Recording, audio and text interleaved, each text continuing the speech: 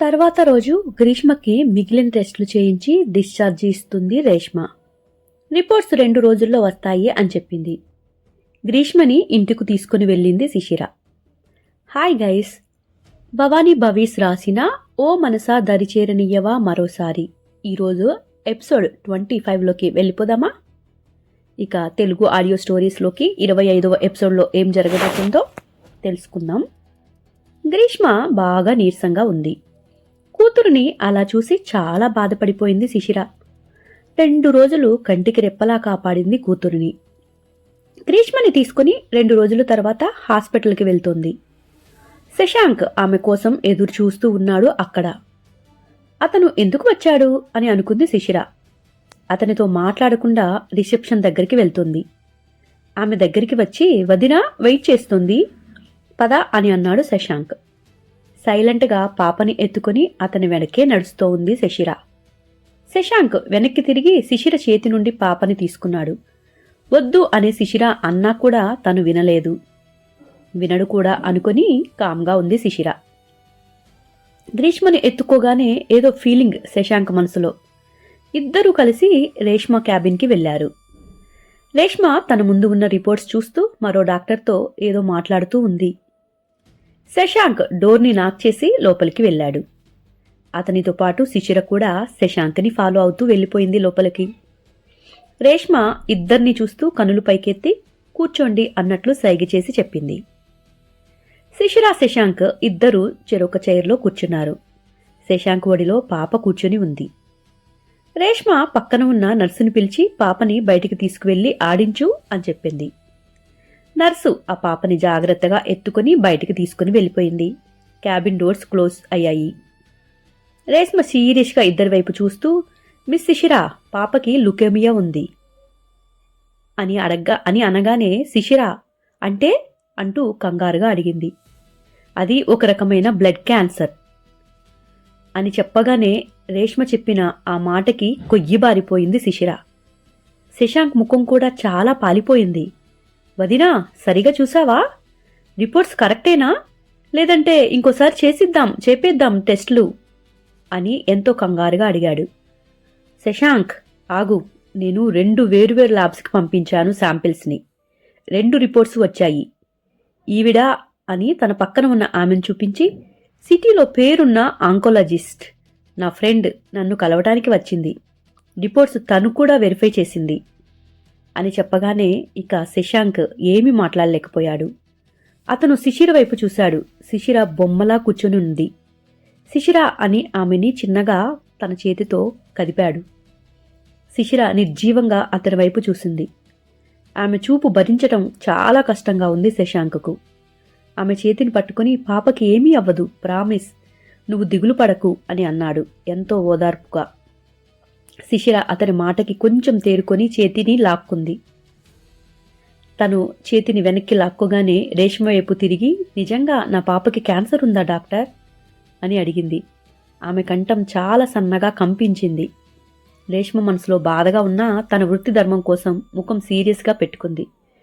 ఉంది శిశిర, మీరు ఎంత త్వరగా యాక్సెప్ట్ చేస్తే అంత మంచిది అని చెప్పగానే రేష్మ పక్కన ఉన్న డాక్టర్ మధు, మిస్ శిశిర ఇప్పుడు ట్రీట్మెంట్ చాలా బాగుంది, మీరు కంగారు పడకండి, మీరు చాలా ధైర్యంగా ఉండండి, మీరు పాపని హాస్పిటల్లో జాయిన్ చేస్తే ట్రీట్మెంట్ త్వరగా స్టార్ట్ చేస్తాం మేము అని అంది. ట్రీట్మెంట్ అంటే కీమో ఇస్తారా అని భయంగా అడిగింది శిశిర. మొదట చిన్న పాప కాబట్టి లైట్ డోస్ కీమో ఇస్తాం. పాప రెస్పాన్స్ సైడ్ ఎఫెక్ట్స్ చూసి ఆపై ట్రీట్మెంట్ ఉంటుంది అని మధు మాట్లాడుతూ ఉంది. శిశిర కళ్ళు వర్షిస్తున్నాయి. తన పాప తనకి దక్కితే చాలు అని ఉందే ఆమెకి లోపల. చిన్నగా వణుకుతున్న గొంతుతో డాక్టర్ ఖర్చు ఎంత అవుతుంది అని అడిగింది.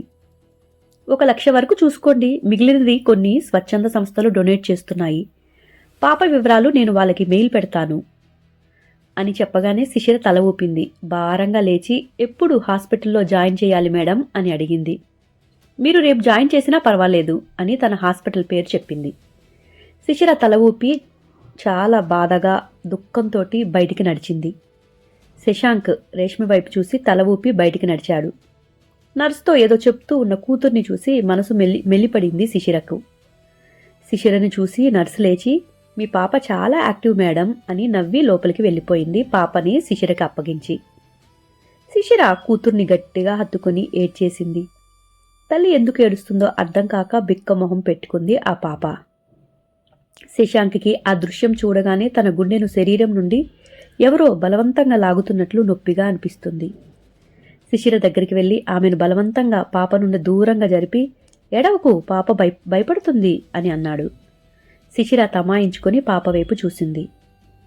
ఏమైంది మమ్మా, ఎవరు నిన్ను కొట్టారు అని అమాయకంగా చాలా క్యూట్గా ఆ పాప శిశిర బుగ్గల్ని పట్టుకుని అడిగింది. ఎవరూ లేదు తల్లి అని గ్రీష్మ బుగ్గల్ని నిమిరింది శిశిర. మమ్మ, ఇంటికి వెళ్ళిపోదాం, నాకు ఇక్కడ అస్సలు నచ్చలేదు అంటూ గ్రీష్మ చాలా గోముగా అడిగింది. సరే బంగారు అని ఫైల్స్ ఒక చేత్తో పట్టుకుని పాపని ఎత్తుకోవాలి అని తను ప్రయత్నించింది. శశాంక్ పాపని ఎత్తుకొని ముందుకు నడిచాడు. శిశిర కూడా ఏమీ అనకుండా అతని వెనక నడిచింది. శశాంక్ దిగబడతా అన్నా కూడా శిశిర వినలేదు. పాపని తీసుకొని స్కూటీలో వెళ్ళిపోయింది ఇంటికి. శశాంక్ తిరిగి లోపలికి వెళ్ళిపోయాడు. మధు వెళ్ళిపోయింది. రేష్మ తన చైర్లో వెనక్కి వాలి కళ్ళు మూసుకొని కూర్చొని ఉంది. శశాంక్ వచ్చిన అడుగుల శబ్దానికి రేష్మ చిన్నగా కళ్ళు తెరిచి చూసింది. శశాంక్ ఆమె ముందు కూర్చొని, వదినా, పాపకి మరోసారి టెస్టులు చేయిద్దామా ప్లీజ్ అని అడిగాడు. శశాంక్, ఎన్నిసార్లు చేసినా అదే రిజల్ట్ వస్తుంది.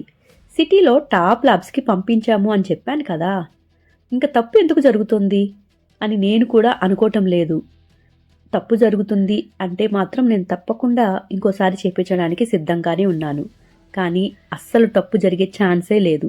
1, 2, 3 సార్లు మేము చెక్ చేశాం. నాకు కూడా అదే బాధగా ఉంది. చిన్న పాప ఆడుతూ పాడుతూ ఉండాల్సిన సమయంలో ఇలా హాస్పిటల్ బెడ్పై ఉండాల్సి వస్తుందేంటి అనుకుంటేనే నాకు నిజంగా చాలా అంటే చాలా బాధగా ఉంది. డాక్టర్ అయ్యి ఇలాంటివి చాలా చూడాలి మేము. నీకు కొత్త కనుక ఎక్కువ స్ట్రెస్ అవుతున్నావు అని శశాంక్తో ఎంతో వివరించి రేష్మ ఆ పాప గురించి, పాప ఫ్యూచర్ గురించి బాధపడుతూ చెప్పింది. హాయ్ గైస్, ఈరోజు ఈ ఎపిసోడ్ ఇంతటితో అయిపోయింది. ఈ ఎపిసోడ్ మీకు నచ్చిందని అనుకుంటున్నాను. నెక్స్ట్ ఎపిసోడ్ కోసం ఎదురు చూస్తూ ఉంటారు కదా. ఈ ఎపిసోడ్లో ఏం నచ్చింది, ఏమి నచ్చలేదు అనేది మీరు కామెంట్ రూపంలో చెప్పవచ్చు.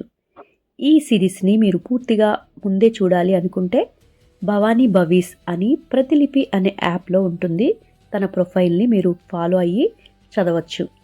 నా ప్రొఫైల్లో కథల్ని మీరు చదవాలి అంటే అనుశ్రీ మెండు అని మీరు టైప్ చేసి ప్రతిలిపి యాప్లో ఫాలో అయిపోవచ్చు. Thank you guys. మా ఇద్దరి ప్రొఫైల్ నేమ్స్ని మీకు డిస్క్రిప్షన్లో ఇస్తాను. భవానీ భవీస్ మరియు అనుశ్రీ మెండు అనే స్పెల్లింగ్స్ తప్పు కొట్టకుండా మీరు టైప్ చేస్తే ప్రతిలిపి యాప్ని డౌన్లోడ్ చేసుకొని మా కథల్ని కూడా మీరు ఫాలో అవ్వచ్చు. ఇకపోతే Shashank music me and you studio ఛానల్లో కూడా కొన్ని కథలు ఉంటాయి, అవి కూడా చదివేయండి. ఇంకొక చిన్న మాట, నేను ఒక చిన్న తెలుగు కథల పోటీలు పెట్టాను.